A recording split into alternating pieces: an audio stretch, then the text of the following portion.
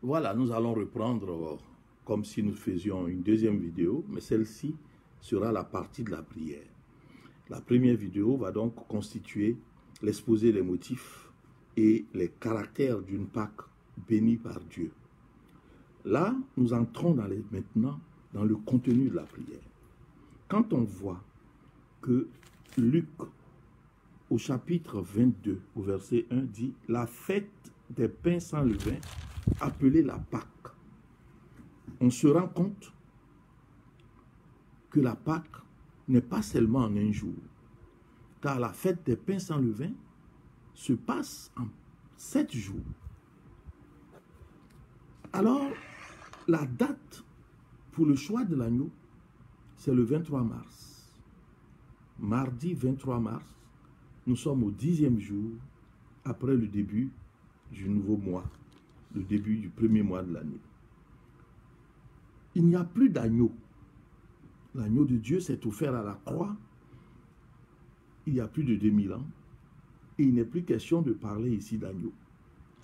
Nous allons comprendre que quand on a lu tout à l'heure, cet agneau devrait être pur. Ça doit être une bête d'une certaine pureté. Il est donc question, à la date du mardi 23 mars, d'offrir nos vies au Seigneur en nous purifiant. Comme cet agneau était pur, un agneau d'1 an, qui n'avait aucune tache, qui n'avait aucun défaut, nous devons faire ce travail-là. C'est une condition pour faire une bonne Pâque. C'est une condition pour recueillir la puissance de délivrance, de restauration, de régénération, la puissance de résurrection de la Pâque.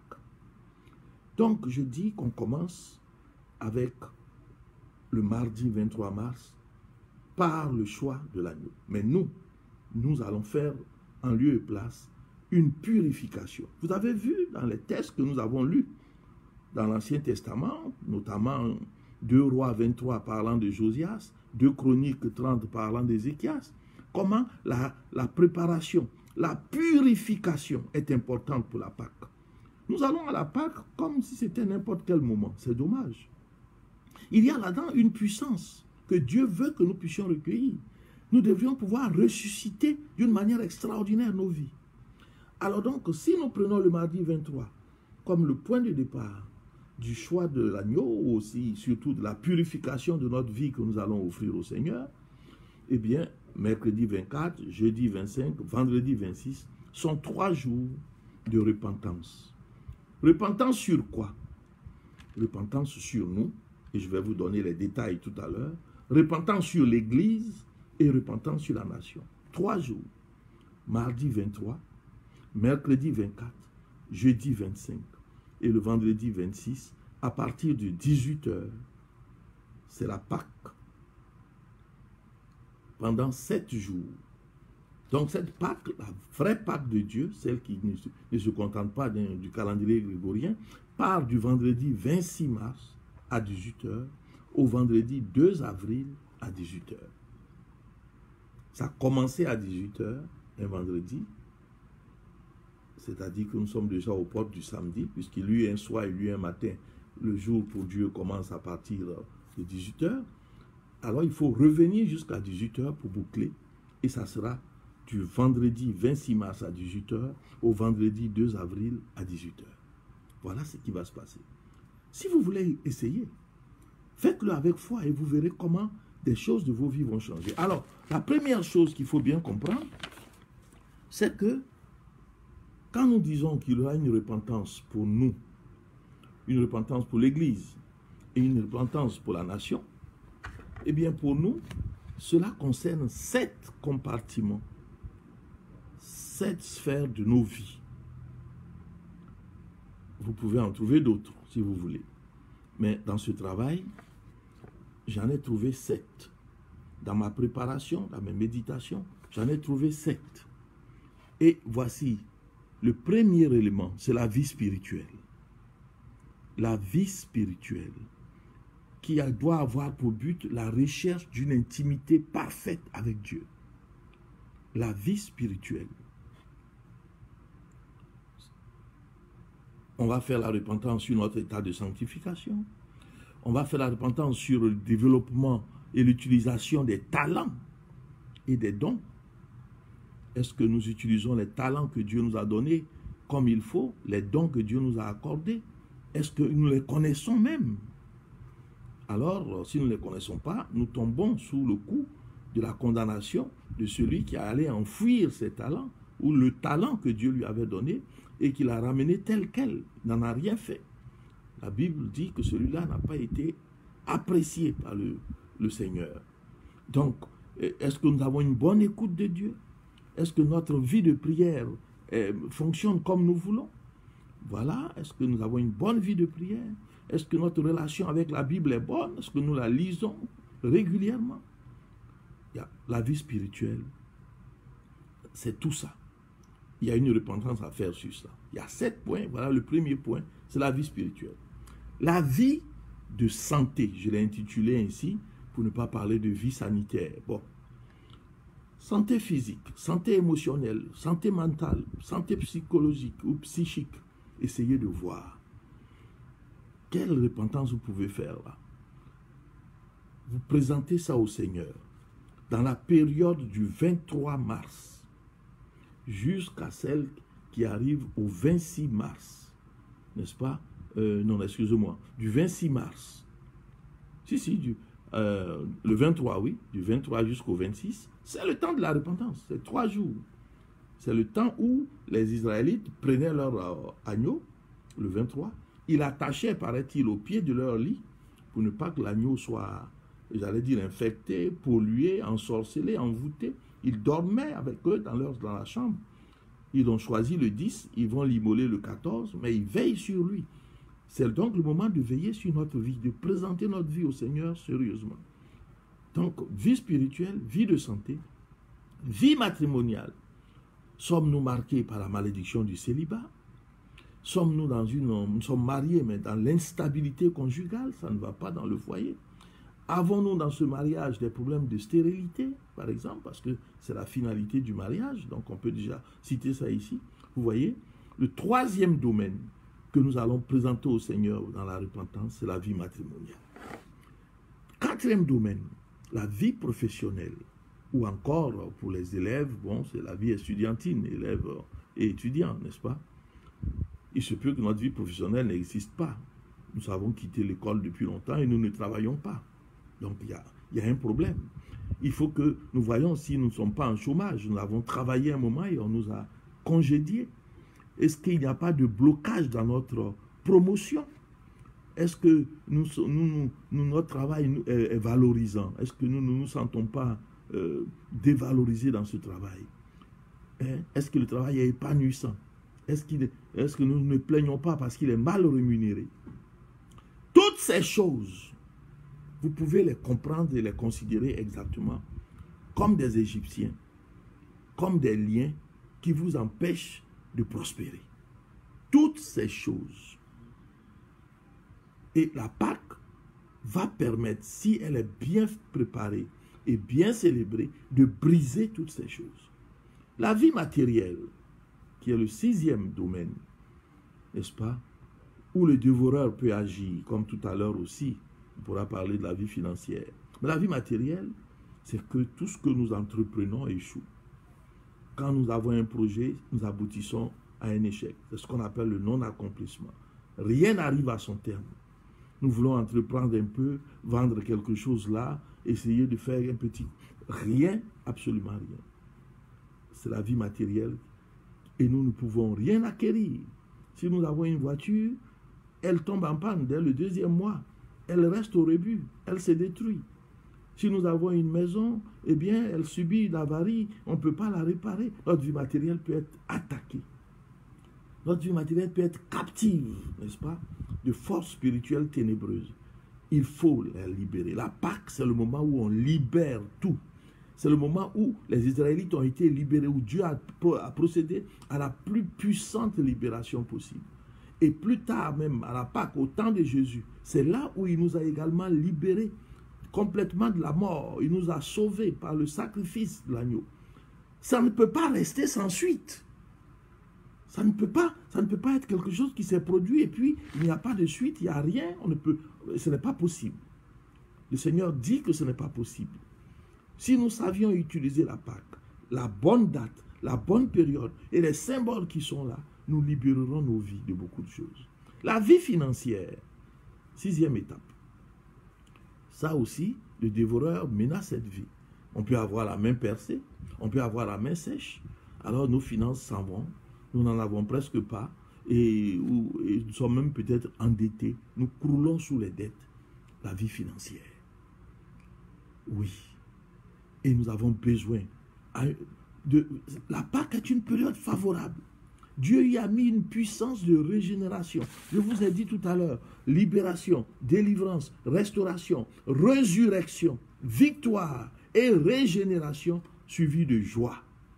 C'est ça la Pâque. Mais nous la faisons chaque année comme une routine. Nous n'en tirons rien. Voyons la Pâque encore dans le 7e point que nous allons présenter, c'est la vie familiale. La sorcellerie familiale nous a peut-être minés. Nous sommes dans les querelles et les divisions au sein de notre famille. Il n'y a pas d'harmonie. Et nous avons la famille comme un poids. Les enfants d'un tel, du neveu, du cousin, du frère, de tels parents qui sont sous nous croulons sous le poids. Certains sont décédés. C'est nous qui devons nous en occuper. D'autres sont vivants mais n'ont pas les moyens. Et de temps en temps, il y a des soucis. Il y a des grands malades pour lesquels il faut aller faire des dépenses énormes. Notre famille peut devenir une source de charge morale, physique, financière. Oui, il faut traiter ça à la Pâque. Il faut traiter ça à la Pâque. La Pâque est le moment favorable. Le kairos, le temps favorable pour réussir quelque chose sur notre vie spirituelle, sur notre vie de santé, sur notre vie matrimoniale, sur notre vie professionnelle, sur notre vie financière, sur notre vie matérielle et sur notre vie familiale. Les 7 aspects, les 7 sphères que l'ennemi peut prendre en captivité et nous faire échouer sont là. Les 7 sphères que l'ennemi peut prendre en captivité et nous faire échouer, nous venons de les citer. C'est pourquoi je vous encourage donc à les noter. Si vous les avez notés, comment sera le processus? Je devrais finir, mais à cause des coupures, j'ai perdu un peu de temps. Le processus sera simple. Il sera très simple.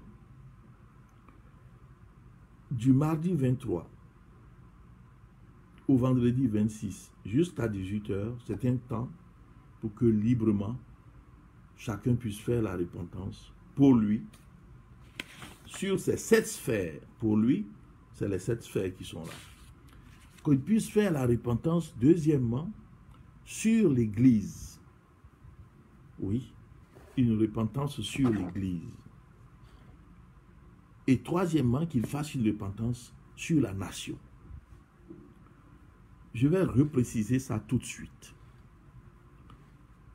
Pendant la période du mardi 23 jusqu'au vendredi 26, librement, à tout moment, vous faites la repentance sur ces 3 cas, sur votre vie, dans les 7 composantes que je viens d'évoquer. Seigneur, pardon, ma vie conjugale, c'est ici. Vous apportez aussi votre repentance pour la vie financière, pour la vie spirituelle, pour tout ce que vous savez que vous avez fait qui n'est pas bien et qui peut justifier la captivité de ces aspects de vos vies, qui peut faire que ces aspects ne marchent pas. La vie de santé, qu'avez-vous fait? N'est-ce pas? Fouillez, demandez au Seigneur de vous montrer pourquoi vous portez, vous êtes vecteur, vous portez des maladies difficiles, compliquées, invalidantes parfois. N'est-ce pas? Il faut essayer de chercher et présenter au Seigneur.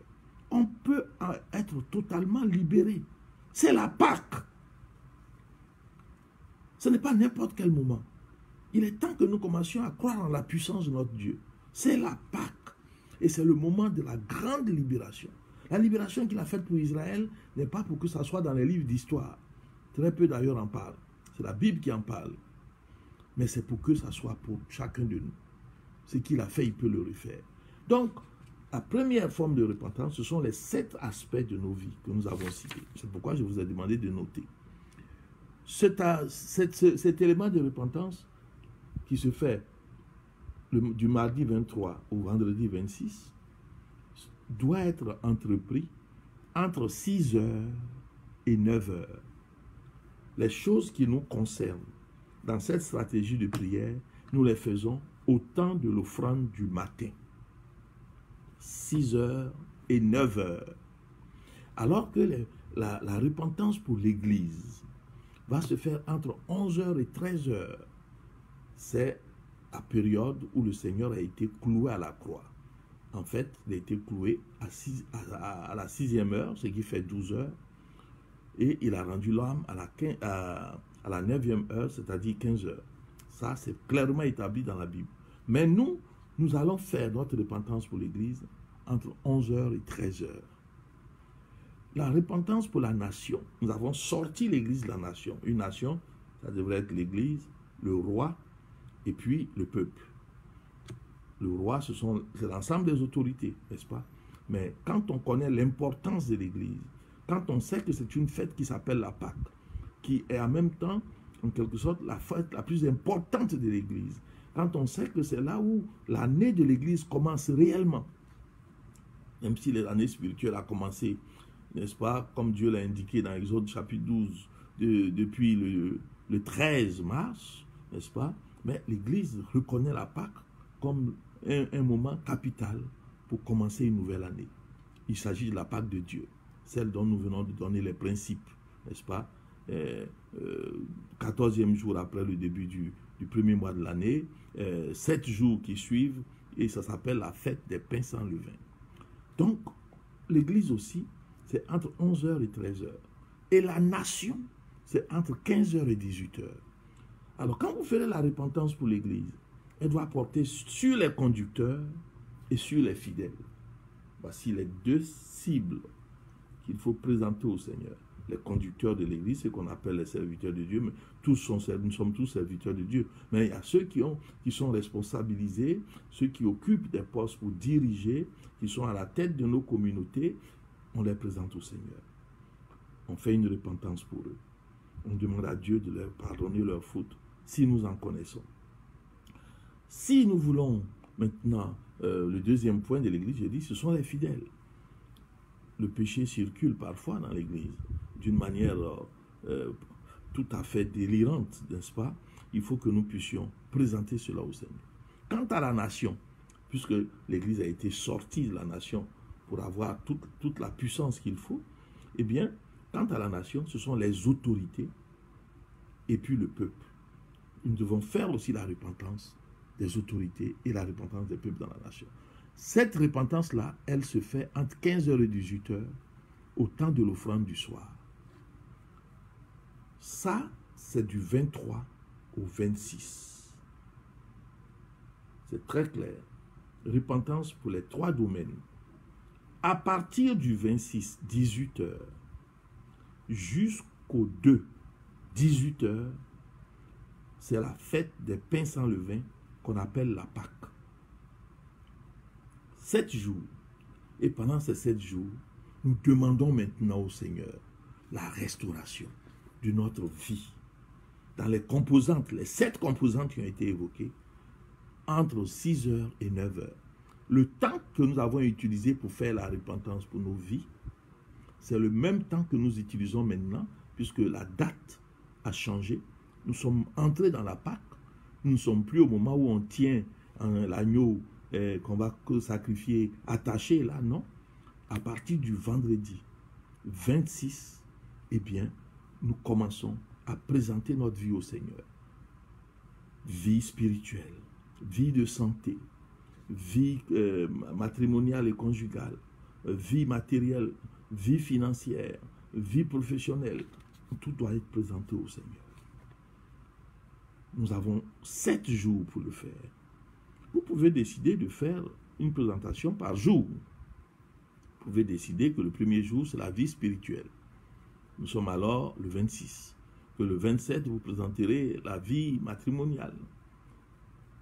Ça vous donnera l'occasion de prier pour votre conjoint ou votre conjointe. de prier pour que le Seigneur purifie, sanctifie votre mariage, pour que votre mariage soit une source de bénédiction. Et pendant cette même période de 7 jours, l'Église sera présentée de 11h à 13h au Seigneur pour que le Seigneur restaure l'Église, pour que le Seigneur bénisse l'Église, pour que le Seigneur élève son Église dans la nation.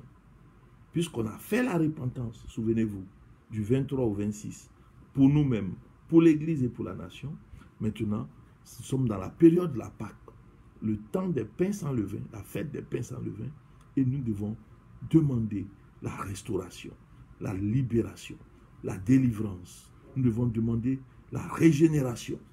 Nous devons rechercher maintenant la résurrection de ces choses. C'est pareil pour la nation. Et il semble que ce soit une période propice pour que la nouvelle Côte d'Ivoire apparaisse, pour qu'elle germe et qu'elle apparaisse. Si Dieu veut faire quelque chose pour cette nation, pour laquelle beaucoup d'entre vous prient depuis des décennies, eh bien, c'est un moment favorable. La repentance a été faite pour les autorités et pour le peuple. Pendant la période du 23 jusqu'au 26. Mais à partir du 26 mars jusqu'au 2 avril, eh bien, ce sont des prières de restauration. Donc déjà, vous avez noté, vous avez vu le canevas, vous avez vu la stratégie. 2 temps forts de prière, un temps de repentance qui correspond à la purification qui est exigée pour une bonne Pâque. Pas de bonne Pâque sans purification. Lisez les passages que je vous ai donnés en introduction. Il faut d'abord que les sacrificateurs se purifient. Il faut que les peuples aussi soient appelés à la purification avant qu'on puisse entrer dans la Pâque. Voilà. C'est comme ça que ça se passe. Alors, si vous avez compris, vous devez vous rendre compte, en quelque sorte, que c'est la symbolique que Jésus a utilisée en lavant les pieds, n'est-ce pas, de ses disciples. C'est un grand acte d'humilité, mais il leur a montré, alors qu'il allait bientôt mourir, il allait aller à la croix, symboliquement, il a montré la purification. C'est très important à savoir. Et quand cela est fait pendant ces 3 jours, entre maintenant le temps de la régénération, de la résurrection des différentes parties de notre vie. Vie conjugale, vie spirituelle, vie professionnelle, etc. Comme nous l'avons présenté. Au bout de ce processus, vous verrez ce que Dieu fera. Aussi bien pour vous, pour l'Église et pour la nation. Nous serons tous impliqués. Ceux qui veulent le faire avec jeûne peuvent le faire. Ce n'est que finalement 3 jours de purification, 7 jours de libération, de délivrance, de régénération. Ça ne fait tout au plus que 10 jours où on peut descendre les matins, plutôt les soirs, mais on peut aussi le faire librement, sans jeûne, et travailler ainsi pour que nous puissions bénéficier de la Pâque, que nous puissions profiter de ce que c'est que la Pâque. Patrice Nguessan Kwasi dit shalom, serviteur de Dieu, serviteur du Dieu vivant. Je dis shalom, bien-aimé Patrice, que la grâce du Seigneur soit sur toi. Voilà la présentation que je viens de vous donner.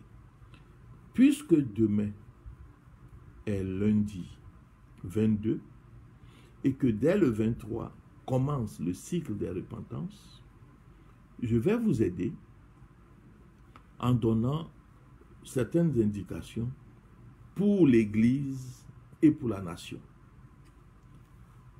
Parce que pour vous, c'est vous-même qui allez trouver les choses qui concernent votre repentance dans le domaine de votre vie spirituelle. C'est vous qui savez où vous en êtes. C'est vous qui savez où vous en êtes.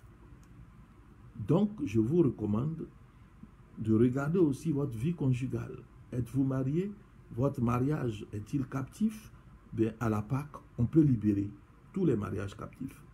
Votre mariage est-il bloqué par la stérilité?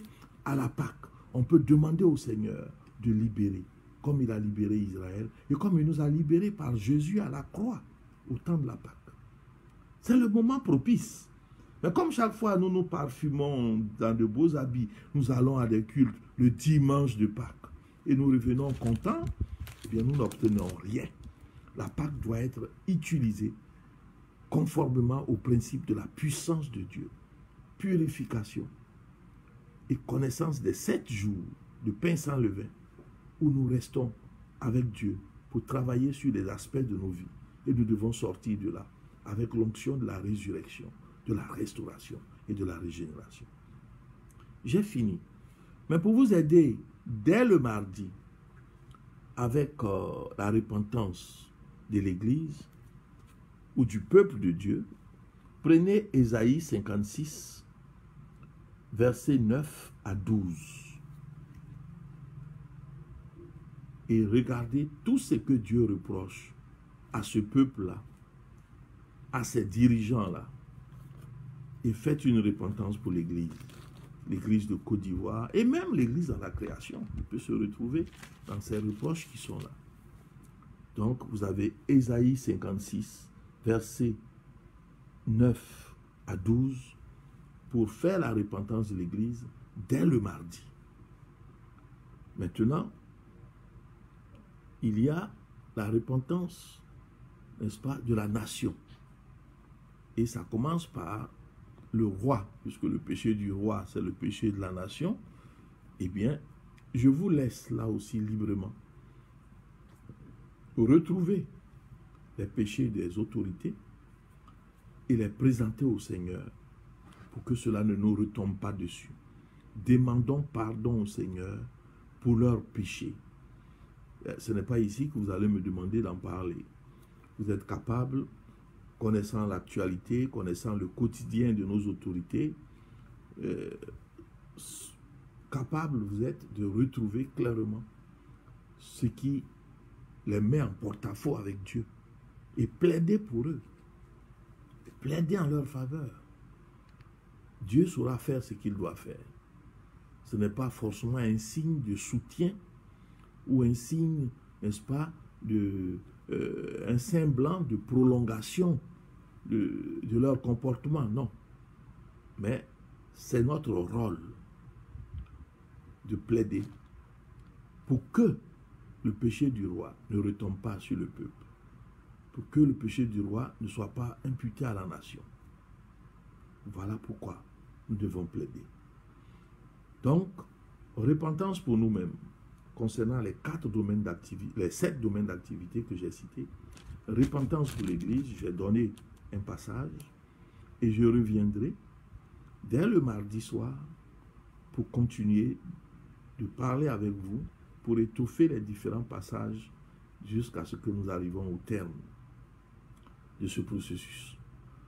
Je reviendrai pour parler et donner d'autres versets, pour donner des orientations, pour ceux qui tiendront, pour ceux qui voudront faire ce travail, ça sera quelque chose d'extraordinaire. Ils le verront. Au bout du processus, ils verront les signes, ils verront des choses qui vont se produire dans leur vie. Et comme ils auront fait des requêtes pour eux et des intercessions pour la nation et pour l'Église, ils seront bénis. Voilà l'introduction de ce que nous devons faire. Donc, notre prochain rendez-vous est situé à mardi. Soit je poste quelque chose, soit je fais un direct pour continuer à produire les éléments dont on a besoin pour que cette Pâque-là ne soit pas comme les autres Pâques. Nous en avons fait une routine. Or, c'est une fête puissante à la dimension du Seigneur. Mais mon peuple périt par faute de connaissance, par manque de connaissance. Prenons donc cette connaissance de Pâques et travaillons avec. Que le Seigneur vous bénisse, que sa grâce soit sur vous.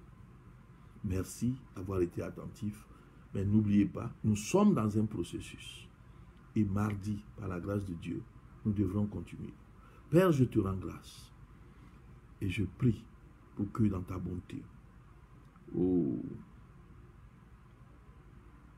tu assistes chacun de nous dans ce processus afin que la Pâque qui arrive soit pour nous une source de restauration, de résurrection, de renouveau. Merci Père. tu nous donneras une joie parfaite et totale à l'issue de ce processus. Et la nation va sortir des sentiers battus pour glorifier ton nom. Dans le nom de Jésus-Christ. Amen. Voilà donc, chers frères et chères sœurs, ce que j'avais à vous communiquer, ce pourquoi je vous ai demandé de prendre une feuille et de prendre également un bic. Si vous l'avez fait, que vous avez noté ce que vous pouvez noter, c'est bien. Sinon, vous pouvez réécouter. Et très certainement, vous allez être édifiés. Que le Seigneur vous bénisse. Dans le nom précieux de Jésus-Christ, qu'il vous bénisse.